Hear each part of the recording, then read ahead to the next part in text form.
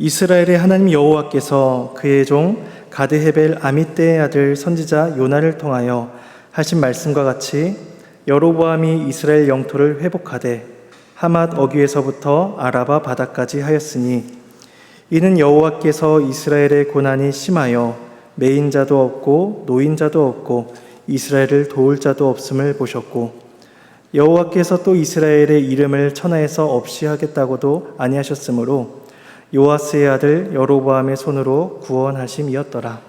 하나님의 말씀입니다. 하나님께 감사합니다. 네, 오늘 본문에서는 남유다와 북이스라엘의 왕에 대한 내용을 담고 있습니다. 우린 본문을 따라 살펴보며 우리에게 주시는 교훈점을 생각해 보기를 원합니다.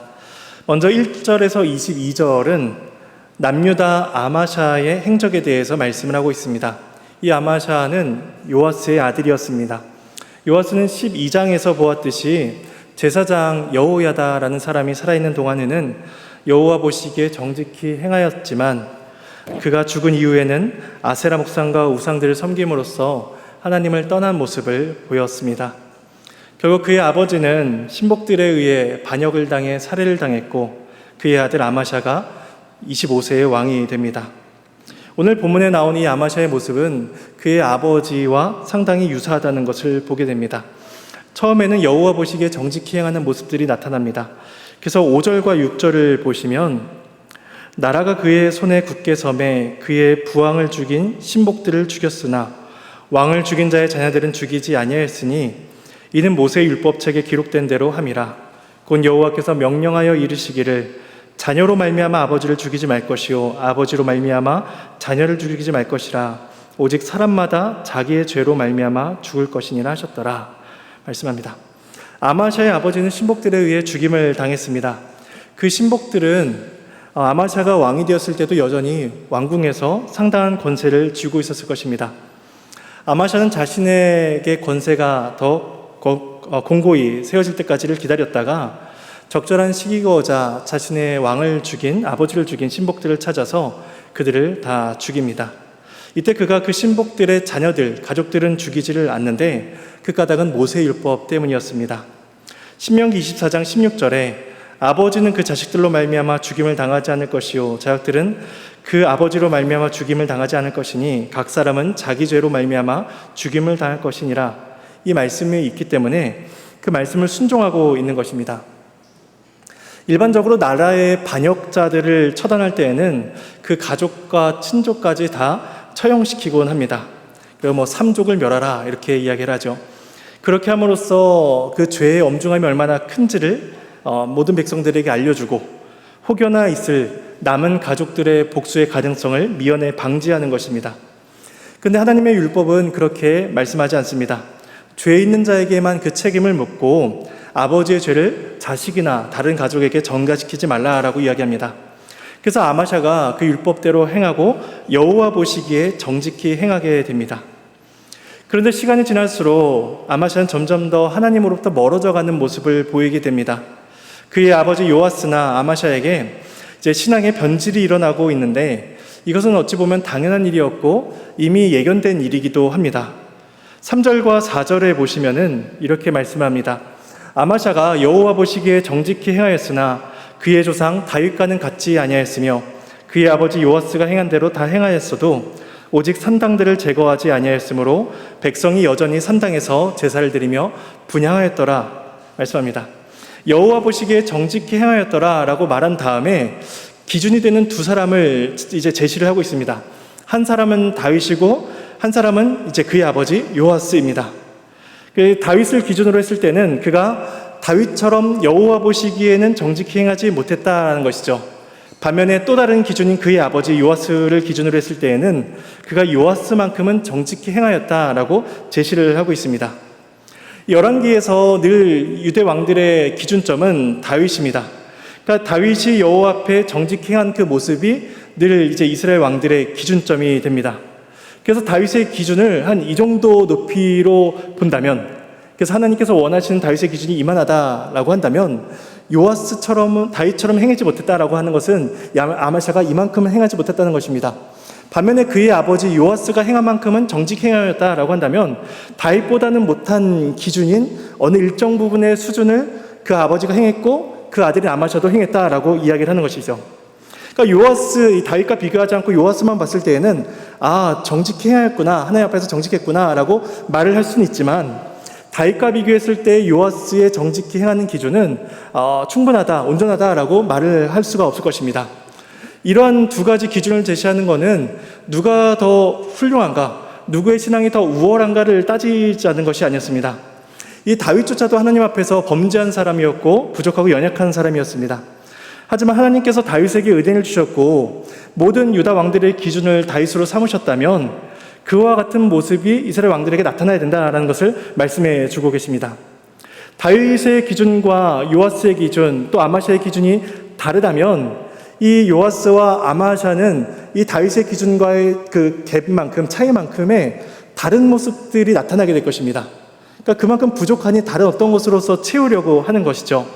이것이 다른 신앙 형태로 나타납니다. 그것이 4절에서 말씀하고 있듯이 산당들을 제거하지 아니하였으므로 백성이 여전히 산당에서 제사를 드리며 분향하게 하였다라고 이야기합니다. 남유다의 여러 왕들에게서 언급되는 것이 산당입니다. 근데 그토록 이들이 그토록 산당을 제거하지 않았던 까닭은 아마도 이 산당이 주는 종교적인 매력이 있었기 때문일 것입니다. 율법과 의식법, 제사장을 통해서 하나님께서 알려주신 방법으로 하나님께 나아가는 그런 방식이 아니라 어떤 면에서는 더 직관적이고 어떤 면에서는 인간적인 욕구를 자극할 수 있는 것이 산당을 통해서 이루어졌다는 것이죠. 그러니까 그들은 산당을 포기하지 못합니다. 그리고 그러한 신앙의 형태들이 계속되다 보니까 다윗과는 점점 갭이 있고 다른 기준점에 서다 보니까 그 갭을 산당과 다른 신앙의 형태로서 채워가게 됩니다. 본문에서 이 아마샤가 행한 두 가지 일이 크게 언급이 됩니다. 하나는 에돔 사람에게서 승리를 행한 일이고 다른 한 가지는 북이스라엘과 전쟁을 벌인 사건입니다. 이 두 가지 사건 속에서 이제 아마샤는 하나님 앞에서 정직하게 행하지 못한 하나님의 뜻과는 어긋나는 일들을 보여지게 됩니다. 먼저 7절을 보시면 이제 아마샤가 소금골짜기라는 남쪽의 지역에 가서 에돔 사람 10,000명을 죽이고 그 땅을 취하여 승리하게 됩니다. 이 땅은 과거에 다윗이 에돔 사람에게서 승리를 얻은 곳이기도 합니다. 그래서 사무엘하 8장 13절에 다윗도 소금골짜기에서 에돔 사람을 똑같이 18,000명을 죽이고 돌아와서 명성을 떨치게 되죠. 다윗이 행한 그 일을 아마샤도 유사하게 행하고 있는 것입니다. 다윗에게 하나님께서 함께 하셨듯이 그렇다면 아마샤에게도 하나님께서 함께 하신다라고 우리는 생각을 할 수가 있습니다.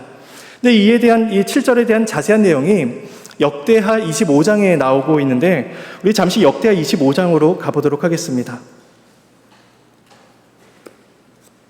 역대하 25장 5절부터 이 에돔과 관련된 전쟁의 이야기가 나오고 있는데 먼저 아마샤가 5절 이하에 보면은 남유다의 군사들을 많이 모집을 합니다. 그래서 30만 명의 군사들을 모집을 하죠. 그 6절에 보시면 은 100달란트를 주어서 이제 북쪽 용병들을 10만 명을 고용을 하게 됩니다. 그래서 에돔과의 전쟁을 위해서 총 40만 명의 병사를 모집을 합니다. 근데 이때 한 하나님의 사람이 아마샤에게 나타나 이르기를 북이스라엘과 연합하여 함께 나가지 말고 홀로 가서 싸우라라고 말합니다. 하나님께서 저들과 함께 하지 아니하시고 당신과 함께 하실 것이니 두려워하지 말고 혼자 남유다만 나가서 싸우라라고 이야기를 하죠. 그 8절 후반부에 보시면 하나님은 능히 돕기도 하시고 능히 패하기도 하시나이다 라고 이제 아마샤에게 말씀을 교훈합니다. 그래서 아마샤가 이 말씀을 믿고 이제 듣고 이스라엘 용병들을 돌려보내게 되는데 이때 아마샤의 관심이 다른 데 있음을 보게 됩니다. 그가 이야기하기를 9절에 내가 100달란트를 이스라엘 군대에게 주었으니 어찌하냐라는 것이죠. 그러니까 아마샤는 이미 내가 계약서 썼습니다. 계약서도 쓰고 그 계약금도 이미 다 송금을 했는데 돈이 아깝습니다라는 거죠. 그러니까 선지자가 이야기하기를 하나님께서 그보다 더 많은 것을 주실 것이니 그냥 그 계약 파기하고 그들을 돌려보내고 그냥 전쟁에 나가십시오라고 이야기합니다. 이에 아마샤가 그 용병들을 다 돌려보내게 됩니다. 11절에 보시면 25장 11절에 보시면 아마샤가 담력을 내어 백성들을 거느리고 나가 세일 자손을 10,000명을 죽이게 됩니다. 그리고 여기서 그치지 않고 12절에 보시면 또 다른 10,000명을 사로잡아서 바위 꼭대기에 올라가 밀저 내려뜨려 그들의 온몸이 부서지게 합니다. 먼저는 칼로 죽입니다. 당연한 방법인 거죠. 그리고 나서 그 방법을 넘어서서 10,000명을 별도로 잡아서 그 바위 꼭대기로 올라가서 굳이 그들을 일일이 다 밀어뜨려서 이렇게 떨어뜨려서 그들의 온몸이 부서지게 해서 죽게 합니다. 그러니까 칼보다 더 잔인한 방법으로 살해를 하는 것이죠. 이 아마샤가 에돔이 유다를 배신한 것에 대한 이 복수심 때문인지 모르겠습니다. 왜냐하면 이 아마샤는 이 아버지를 배신했던 그 신복들에 대한 그런 마음이 있어서 배신에 대한 복수심이 컸던 것인지, 혹은 자신이 생각지 않았던 그 승리를 너무나 가볍게 얻은 것에 대한 그 과욕 때문인지 잔인한 방법으로서 이 에돔을 죽이게 되는 것이죠. 근데 문제는 그 다음인데, 그가 승리하고 돌아올 때 에돔의 신들을 가지고 이제 자기의 신으로 삼까 그들을 경배하고 분향을 하게 됩니다. 이게 이제 14절 내용인데, 그가 이방 신들을 가지고 와서 하나님처럼 우상을 경배하자 하나님께서 앞서 보내셔서 하나님의 사람을 다시 보내셔서 아마샤를 책망합니다. 그렇게 이제 하나님께서 너에게 복을 주시고 승리하게 하셨고 이 많은 것을 주셨는데 어찌 다른 신을 섬기냐 하는 것이죠. 그러자 이 아마샤의 반응이 16절에 나옵니다. 16절을 제가 읽겠습니다. 선지자가 아직 그에게 말을 하고 있을 때에 왕이 그에게 이르되 우리가 너를 왕의 모사로 삼았느냐 그치라 어찌하여 맞으려 하느냐 하니 선지자가 그치며 이르되 왕이 이 일을 행하고 나의 경고를 듣지 아니하니 하나님이 왕을 멸하시기로 작정하신 줄을 아노라 하였더라. 내가 언제 너희를 왕의 모사로 삼았느냐라는 것이죠. 그러니까 아마샤가 이야기를 너 얻어먹고 싶으면 좀만 더 떠들어봐. 한마디만 더 하면 내가 너를 가만두지 않을 거야 라고 이렇게 이야기를 합니다. 근데 이 하나님의 사람을 보낸 이 아마샤의 태도는 결국 그 사람을 보낸 하나님을 대하는 태도와 같았던 것이죠. 그러니까 이 아마샤의 하나님을 향한 신앙이 얼마나 그릇되고 교만하게 되었는가를, 한마디만 하면 내가 너를 칠 거야 라고 하는 그 교만함이 얼마나 커져 있는가를 보게 됩니다. 그러니까 이 다윗과 같지 않았더라라는 이 아마샤의 신앙은 다윗과 같이 하나님을 바라보지 못했던 그 아마샤의 신앙을 보여주고 있습니다. 오늘 본문으로 이제 돌아오게 되면 7절에서 에돔을 상대로 10,000명을 죽이고 승리했다라는 이 한 절 속에는 이 아마샤의 하나님을 향한 불신앙이 이제 가득 담겨 있음을 보게 됩니다. 이게 아마샤가 행한 첫 번째 사건입니다. 그리고 아마샤가 행한 두 번째 사건, 하나님의 뜻에 어긋난 두 번째 사건은 북이스라엘을 향해서 전쟁을 선포한 것입니다. 이게 이제 8절 이하의 내용인데, 역대하 25장에서 그 용병 10만 명을 돌려보내게 되는데, 이 용병 10만 명이 돌아가면서 분노에 가득 차게 됩니다. 그래서 이제 유다 성읍들을 약탈하고 유다 백성들을 3,000명을 사로 죽이고 이제 물건들을 빼앗아가는 일이 일어나게 됩니다. 이 용병들이 그 은달란트를 이미 받았는데도 불구하고 분노했던 까닭은 아마도 전쟁에 나가서 승리를 하게 되면 거기서 얻게 된 전리품을 자기들이 얻게 되는데 아마 그것들을 얻지 못한 것에 대한 화풀이가 아닐까라고 이제 생각을 합니다. 근데 그들이 이제 화풀이를 하는데, 그들이 남유다를 향해서 그렇게 유다 성읍들을 약탈하고 유다 백성들을 죽일 수 있었던 까닭은 뭐냐면 북이스라엘이 남유다보다 강했기 때문입니다. 자기들에게 그렇게 하고 돌아가더라도 남유다가 자기들을 향해서 어찌할 수 없다는 것을 군사적인 조건으로 봤을 때 알고 있었기 때문이죠. 근데 에돔과의 전쟁에서 가볍게 승리한 아마샤가 마음에 자만심과 교만함이 가득 차서 이제 북이스라엘 향해서 전쟁을 선포하게 됩니다. 하나님께서 승리를 주신 것인데 마치 자기 힘으로 승리를 얻은 것처럼 생각하게 되는 것이죠. 북이스라엘이 722년에 먼저 멸망을 하게 됩니다. 그리고 남유다는 조금 더 지속을 하다가 586년쯤에 멸망을 하게 되는데, 북이스라엘이 빨리 망하고 남유다가 조금 더 지속할 수 있었던 것은 남유다의 군사력이 더 강했기 때문이 아니라 하나님께서 남유다에게 조금 더 은혜를 베풀어 주셨기 때문입니다. 군사력이나 인구수를 봤을 때에는 북이스라엘이 훨씬 더 강합니다. 앞서 나라가 솔로몬 이후에 나라가 나뉠 때에 북쪽은 10지파가 가게 되고 남쪽은 2지파밖에 남질 않습니다. 근데 위쪽의 북지파는 이제 므낫세 지파 같은 군사력이 강한 지파들이 다 거하게 되기 때문에 외적인 조건을 봤을 때 이 남유다는 북이스라엘에 비했을 때 훨씬 약한 나라라고 볼 수가 있는 것이죠.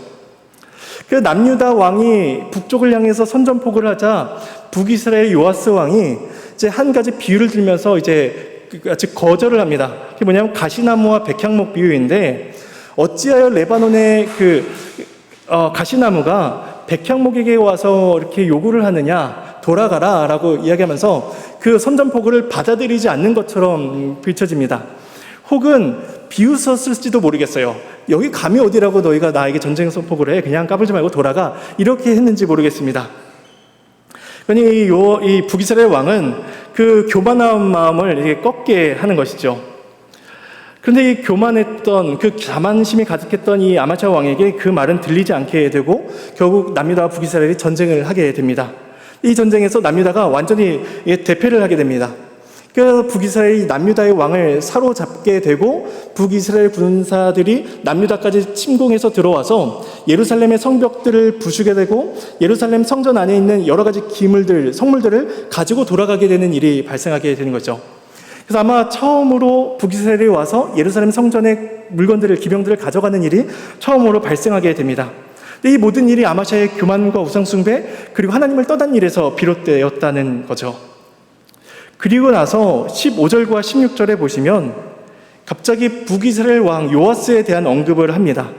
그의 사적과 그의 업적과 아마샤와 싸운 일이 역대지략에 기록되었고 그가 죽고 그의 아들 여로보암이 대신하여 북이스라엘 왕이 되었더라 라고 15절에서 16절에서 말씀을 합니다.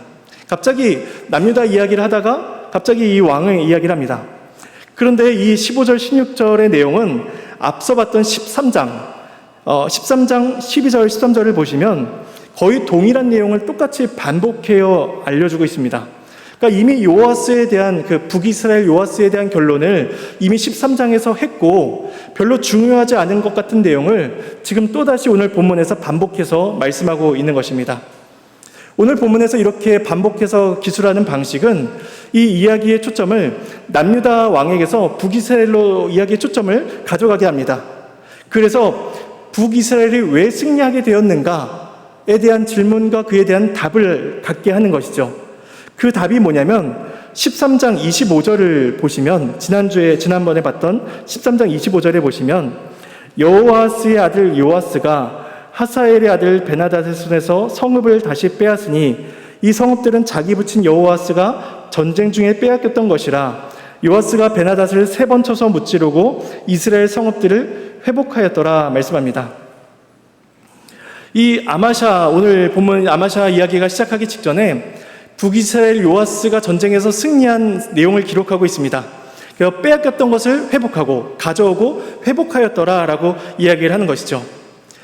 그리고 이 절은 2절 또 앞에 보시면 13장 23절에 북이스라엘이 멸망하지 않고 이러한 회복을 갖게 된 이유에 대해서 말씀을 해주고 있습니다. 13장 23절입니다. 우리 함께 한번 읽어보도록 하겠습니다. 여호와께서 아브라함과 이삭과 야곱과 더불어 세우신 언약 때문에 이스라엘에게 은혜를 베풀며 그들을 불쌍히 여기시며 이때까지 자기 앞에서 쫓아내지 아니하셨더라. 북이스라엘이 외세의 침략에도 불구하고 영토를 상실하지 않고 있었던 것, 그들이 나라를 보존하고 있었던 것, 그리고 요아스가 빼앗겼던 것들을 다시 회복할 수 있었던 것, 이게 다 뭐냐면 하나님께서 그들의 조상인 아브라함과 맺으신 언약을 기억하셨다는 것입니다. 아합과 같은 자들의 불순종, 우상숭배에도 불구하고 하나님께서 끊임없이 그들을 기억하시고 언약을 지키시고 계시기 때문에 그들이 멸망하지 않고 있다는 것을 보여주고 계십니다. 그래서 하나님께서 불쌍히 여기시고 돌보시고 멸하시기를 즐겨하지 아니하시니 방금 전에 봤던 25절처럼 요아스가 빼앗겼던 성들을 빼앗고 무찌를 수가 있었던 것이죠. 하나님께서 이스라엘과의 언약, 그러니까 남유다의 다윗 언약과만을 기억하시는 것이 아니라 북이스라엘도 아브라함의 자손이었고 북이스라엘에게 맺어주신 그 언약을 기억하셔서 북이스라엘을 보호하고 계시다라고 바로 앞에서 말씀해 주고 있는 상황에서 하나님이 보호하시는 북이스라엘을 향해서 남유다가 교만해서 그 북이스라엘을 향해서 선전포고를 하고 있는 것이죠. 그렇다면 아마샤가 하나님의 뜻에 어긋나는 일을 하고 있다는 것입니다. 하나님께서 지키시는 그 언약에 대해서 아마샤는 그 언약을 깨트리는 것과 같은 일을 행하고 있는 것이며 하나님의 신실하심에 대한 도전을 아마샤가 행하고 있는 것입니다. 그래서 15절, 오늘 본문의 15절, 16절의 이 말씀, 갑자기 요아스를 언급하고 있는 것은 우리의 초점을 이제 이스라엘에게 베푸시는 하나님의 긍휼하심을 바라보게 되며, 반면에 북이스라엘 향해서 향한 아마샤의 태도가 잘못된 것임을 생각하게 합니다. 결국 아마샤가 행한 두 가지 사건, 에돔에게 가서 승리를 얻은 사건과 북이스라엘 향해서 전쟁을 선포하게 된 이 또 다른 사건, 이 두 가지 사건을 통해서 아마샤는 하나님의 뜻에 온전히 순종하지 못하고 있는, 도리어 하나님의 뜻과는 멀어지고 있는 그 모습을 보여주고 있습니다. 포로로 끌려간 아마샤의 최후가 어떠한지를 17절, 22절 단락에서 말씀하고 있는데, 17절 말미에 보시면 그가 15년간 생존하였더라 라고 이야기합니다. 15년간 남유다를 다스렸더라가 아니라 그냥 생존하였더라 라고 이야기합니다. 그가 포로로 끌려갔고 그의 영향을 완전히 상실해버렸습니다. 그냥 생존할 뿐이었습니다. 그리고 아마샤가 그의 아버지와 같은 최후를 맞이하게 됩니다. 그래서 19절에 보시면 예루살렘에서 무리가 그를 반역한 고로 그가 라기스로 도망하였더니 반역한 무리가 사람을 라기스로 따라보내 그를 거기서 죽이게 하였다라고 이야기하죠. 아버지도 신복에 의해 죽임을 당했습니다. 그리고 그 아들인 아마샤 또한 자신의 신하들에 의해서 반역을 당해 살해를 당하게 됩니다. 배신으로 인해 왕이 죽게 되는 것은 북이스라엘에게서 나타나는 사건인데, 지금 그러한 사건이 남유다에게서 2대에 걸쳐서 연속적으로 일어나게 되는 것이죠. 그리고 나서 이제 이야기가 23절부터 북이스라엘 왕 여로보암에 대한 내용으로 이어지게 됩니다. 이 여로보암은 이제 북이스라엘의 초대 왕이었던 여로보암과 이름이 같기 때문에 편의상 여로보암 2세라고 불리게 됩니다. 여로보암 2세는 사마리아에서 왕이 되어서 41년간 이스라엘을 통치하게 됩니다. 이 41년의 통치는 북이스라엘에서 가장 긴 시간입니다. 그리고 남유다에서 또 비교했을 때에도 굉장히 오랜 시간입니다. 므낫세가 55년 정도를 통치했는데 므낫세를 제외하면 40년을 통치한 왕이 남유다에서도 몇 명 되지 않습니다. 그러니까 남유다와 비교했을 때에도 이 여로보암은 굉장히 오랜 기간 통치를 합니다. 41년간 여로보암은 정치와 경제, 군사적인 면에서 이스라엘의 번영을 이끈 왕이었습니다. 북이스라엘 왕 중에서 가장 찬란했던 시대를 뽑으라 라고 한다면 모든 사람들이 여로보암 2세 때를 뽑을 것입니다. 그래서 25절에 보시면 이스라엘 하나님 여호와께서 그의 종 가드 헤벨 아미떼의 아들 선지자 요나를 통하여 하신 말씀과 같이 여로보암이 이스라엘 영토를 회복하되 하맛 어귀에서부터 아라바 바다까지 하였다라고 이야기합니다. 이 요나는 우리가 잘 알고 있듯이 니느웨에 가서 하나님의 말씀을 전하라 라고 부름을 받았던 그 선지자 요나입니다.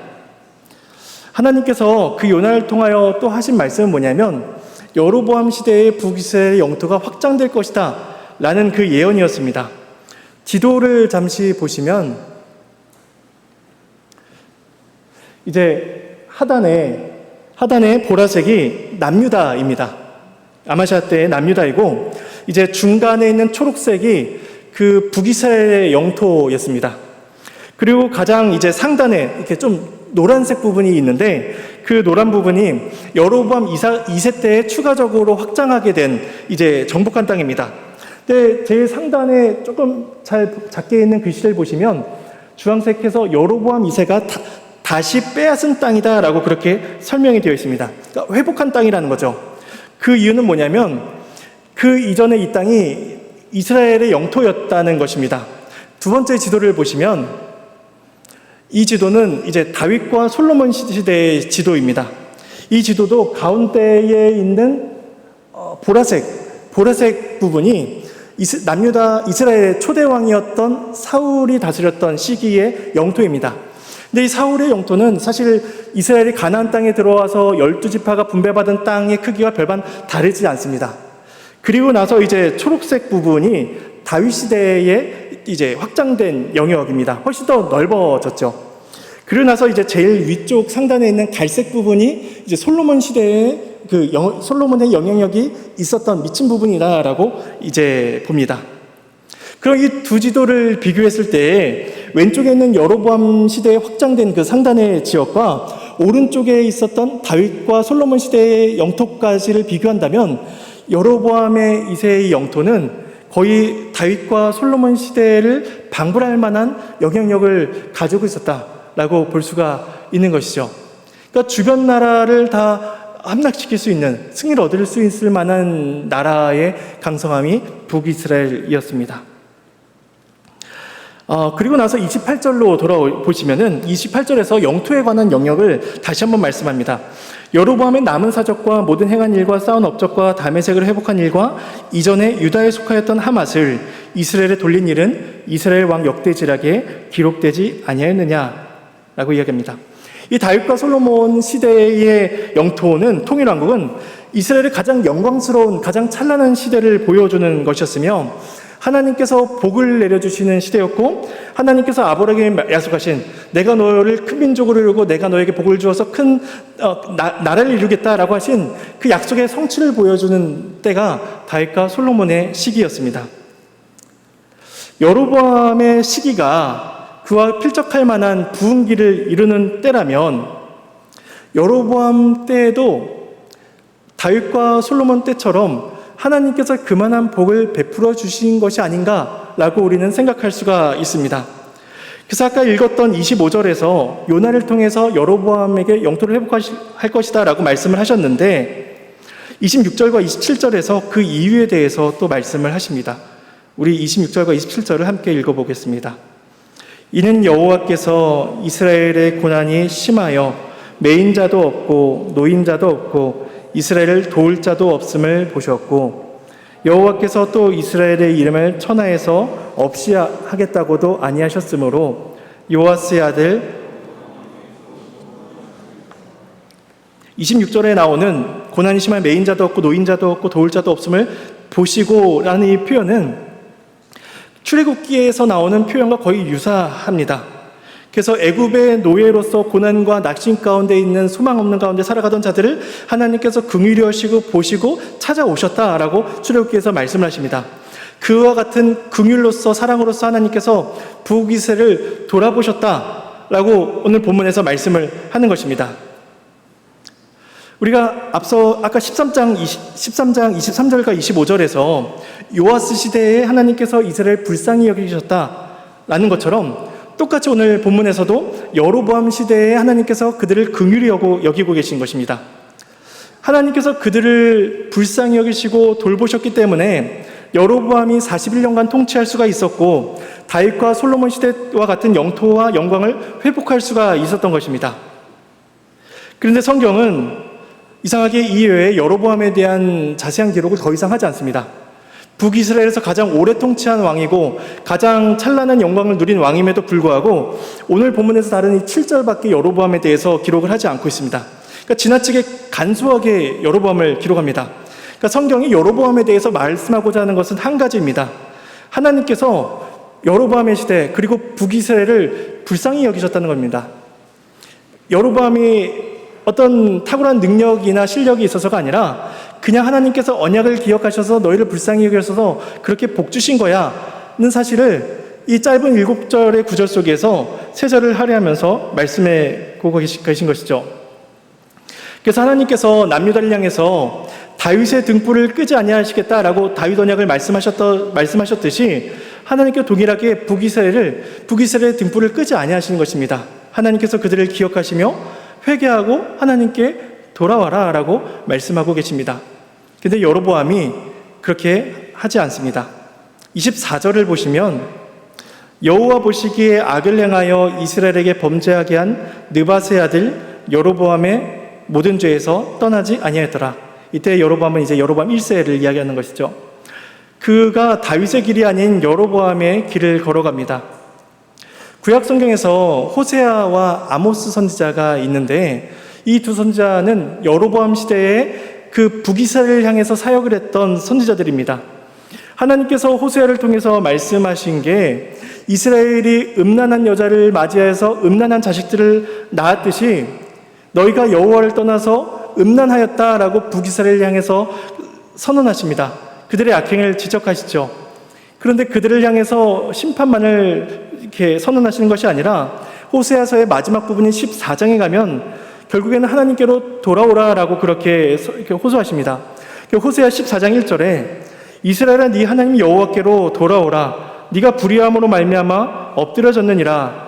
너는 말씀을 가지고 여호와께로 돌아와서 아뢰기를 모든 불의를 제거하시고 선한 바를 받으소서. 우리가 수송아지를 대신하여 입술의 열매를 주께 드리리이다. 우리가 아수르의 구원을 의지하지 아니하며 말을 타지 아니하며 다시는 우리의 손으로 만든 것을 향하여 너희는 우리의 신이라 하지 아니하오리니 이는 고아가 주로 말미암아 긍휼을 얻음이니이다 라고 할지니라 라고 호세아가 그렇게 선언합니다. 이렇게 고백을 하면 하나님께서 음란한 여자와 같이 음란한 자식을 낳은 자들을 너희들을 용서하시겠다라고 말씀을 합니다. 그래서 하나님께서 여로보암 시대에 그 같은 번영한 그 시대에 여로보암의 시대는 그만큼 번영했지만 그 번영한 만큼 악이 창궐한 시대였습니다. 그래서 아모스와 호세아를 통해서 말씀하시죠. 하나님께서 선지자를 통해서 말씀하시는 것은 깨닫고 회개하고 돌아오라 하나님의 사랑을 보여주십니다. 그런데 여로보암은 돌이키지 않고 그 조상들의 길을 따라 걸어갑니다. 아마도 이 여로보암은 그 자신이 누리고 있는 번영함과 성공과 영광이 자신의 능력에 의한 것이다 라고 생각을 했을 것입니다. 혹은 여로보암의 길을 따르며 섬겼던 우상들로 인한 것이다 라고 생각을 했을 것입니다. 그런데 성경은 이야기하기를 그게 아니라 하나님께서 은혜를 베풀고 계시다라는 것을 말씀해 주십니다. 마치 깨진 독에 물을 붓듯이 깨진 독에 물을 붓는 사람은 어리석은 사람이라고 이야기를 하는데 마치 그 깨진 독에 물을 끊임없이 붓듯이 하나님은 그 깨져버린 이스라엘 향해서 계속해서 헛된 그 수고를 하시듯이 계속해서 물을 부으시듯이 선하심을 베풀고 계십니다. 하나님께서 여로보암이 회개하지 않고 그 악한 길을 갈 줄을 모르셨기 때문에 그렇게 계속해서 고생하셨을까요? 하나님께서는 다 알고 계셨습니다. 하나님은 다 알고 계심에도 불구하고 그가 돌아오든 북이스라엘이 돌아오든 돌아오지 않든 그거와 상관없이 계속해서 호의를 베푸십니다. 왜냐하면 하나님께서 그들과 언약을 맺으셔서 그들이 죽으나 사나 하나님의 백성이라고 하나님께서 불러주셨기 때문입니다. 하나님의 백성이나 내 자녀다라고 하나님께서 불러주셨기 때문에 하나님께서 자기 백성을 포기하지 않고 계신 것이죠. 근데 하나님께서 이 복을 북이스라엘뿐만 아니라 남유다에게도 아마샤에게도 동일하게 베풀어 주셨습니다. 아까 우리가 봤듯이 아마샤는 그의 아버지처럼 자신의 신하들에 의해서 배신당해 죽임을 살해를 당하게 됩니다. 그런데 북이스라엘과 조금 차이가 나는 게 뭐냐면 북쪽에서는 배신당해서 살해를 당하게 되면 그 아들이 왕이 되는 것이 아니라 보통은 왕조가 바뀌게 됩니다. 그런데 남유다에서는 이상한 일이 일어나죠. 그 19절에 보시면 반역한 자들이 왕을 쫓아가서 그를 죽이고 그 다음에 굳이 그 죽인 시체를 실어다가 다윗성에 와서 그의 조상의 묘실에 장사를 지내줍니다. 그리고 21절에 유다 온 백성이 아마샤의 아들 아사랴를 새로운 왕으로 세우게 되는 것이죠. 그러니까 북이스라엘과는 또 다른 일이 남유다에서는 이루어지게 됩니다. 결국 배신을 했음에도 불구하고 그 아들을 세우고 있는 것, 그게 이대에 걸쳐서 일어난 그 사건을 통해서 하나님께서 다윗 왕조를 향한 신실하심을 또 보여주고 계십니다.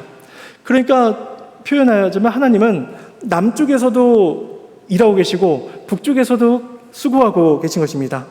그들은 하나님을 떠나서 벗어나고 있지만 하나님은 그들을 향해서 홀로 일하고 계셨습니다. 오늘 본문에 나왔던 왕들은 모두 부족함이 없다고 느끼는 사람들이었을 것입니다. 부족함이 없이 살아갔던 이 세 왕들의 표현을 조금 다르게 하자면 이 왕들은 그냥 자기 잘난 맛에 사는 사람들이었을 것입니다. 에돔을 이긴 것에 기세등등하여 같은 언약 자손인 이스라엘을 향해서 선전포고를 하고 있던 아마샤나 레바논의 가시나무가 어디 백향목나무에게 도전을 하냐라고 하면서 거부하며 혹은 비웃었던 그 요아스나 솔로몬 시대와 같은 그 찬란한 영광을 누렸던 여로보암 모두가 다 자기가 잘난 줄 알고 살았던 사람들입니다. 그들은 하나님을 필요로 하지도 않았고 하나님을 찾아야 될 필요도 느끼지 않았던 사람들입니다. 그런데 하나님께서 그런 자들을 향해서 긍휼을 베풀고 계시다는 사실을 오늘 본문을 통해서 보여주십니다. 자신의 기쁘신 뜻과 사람과 맺으신 그 언약을 하나님만이 홀로 기억하시고 하나님만이 끊임없이 그 은혜를 베풀어 주고 계심을 우리에게 가르쳐 주고 계십니다. 그리고 하나님께서는 이 자기 잘난 맛에 살아가는 그들을 향해서 베푸셨던 그 은혜와 사랑을 지금도 우리들에게 베풀어 주고 계십니다. 죄 가운데 살아가며 구원을 소망하지 않았던 자들에게 자기의 독생자를 보내사 영원한 생명을 우리에게 허락해 주셨습니다. 그리고 우리가 이 땅에서 누리는 모든 성공과 영광들, 그리고 때로는 우리의 실패와 절망 속에서도 하나님만이 홀로 신실하게 일하시면서 우리가 그 세상의 영광과 우리의 실패에 함몰되지 아니하고 그 너머에 우리를 위해서 일하시는 하나님을 바라보게 하십니다. 이스라엘에게 번영과 영광을 주심으로써 자신의 사랑을 보여주셨던 하나님은 반대로 우리들의 좌절과 우리들의 실패와 낙심 속에서도 동일하게 그 사랑을 베풀고 계십니다. 그리하여 하나님의 그 언약을 우리에게 가르쳐 주기를 원하시며 하나님을 바라보지 못한 자들에게 하나님께로 돌아오도록 하나님만이 일하고 계십니다. 그리하여 우리가 기쁠 때나 슬플 때나 성공할 때나 실패할 때나 어느 때에든지 그리스도께로 나와 그분만을 붙들게 하십니다. 그러므로 우리는 우리의 모든 삶을 선으로 대하시는 하나님을 기억해야 할 것입니다. 늘 한결같이 우리를 선하게 대하시며 사랑과 긍휼과 인자하심을 베푸시는 그 하나님 앞에 우리의 겸손과 확신과 믿음과 소망을 가지고 우리는 그 앞에 나아가며 우리에게 주어진 삶을 살아야만 할 것입니다. 이 은혜가 저와 여러분의 삶 가운데 가득하시기를 소망합니다.